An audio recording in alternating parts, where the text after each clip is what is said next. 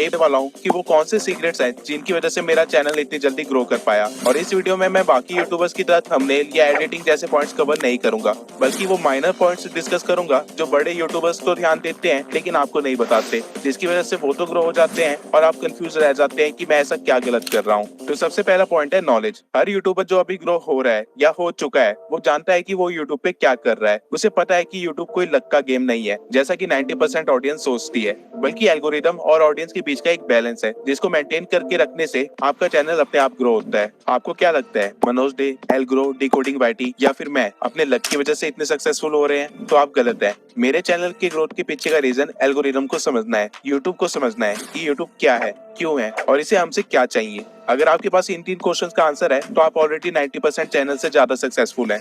लेकिन ये नॉलेज आएगा कैसे? एक्सपीरियंस से। ये मेरा पहला चैनल नहीं है, इससे पहले भी मैं 4 चैनल्स पे काम कर चुका हूँ, जिसमें से एक चैनल स्ट्राइक की वजह से डिलीट हो गया था। एक चैनल मैंने फॉरेन ऑडियंस पे बनाई थी तो उसकी ग्रोथ रुक गई, और साथ ही 2 चैनल्स अभी 66K और 28K पे है, जिसमें से एक शॉर्ट्स का चैनल है तो वो किसी काम का नहीं, और दूसरे चैनल का आरपीएम बहुत लो है। और इन चैनल्स पे ग्रो होना कभी भी मेरा टारगेट नहीं था, बल्कि इन चैनल्स पे तो मैं एक्सपेरिमेंट करता हूँ, जिसकी वजह से मुझे copyright, algorithm, branding, marketing, RPM, CPM जैसे फैक्टर्स के बारे में पता चला, जिसको कोई भी यूट्यूबर अच्छे से कवर नहीं करता है। लेकिन ये सारी चीजें ग्रो करने के लिए बहुत इंपॉर्टेंट है। और इन सबसे भी ज्यादा जो चीज मैंने और बाकी सारे बड़े यूट्यूबर्स ने एक्सपीरियंस से सीखी है, जिसके बिना कोई भी सक्सेसफुल नहीं हो पाता, वो है पेशेंस। अभी जितने भी नए यूट्यूबर्स आते हैं वो सोचते हैं कि 1-2 महीने में ही चैनल मोनेटाइज कर ले, और जब वो ऐसा नहीं कर पाते हैं तो वो डिमोटिवेट हो जाते हैं और गिव अप कर देते हैं, या फिर अपने कंटेंट के साथ अनकंसिस्टेंट हो जाते हैं। यूट्यूब एक्चुअल में एक लंबी गेम है। अगर आपको 1-2 महीने के अंदर ग्रोथ चाहिए तो आपके लिए इंस्टा सही प्लेटफॉर्म है, ना कि यूट्यूब। यूट्यूब पे काम करने से पहले आपको अपना पेशेंस लेवल काफी बढ़ाना पड़ेगा और अपना माइंडसेट चेंज करना पड़ेगा।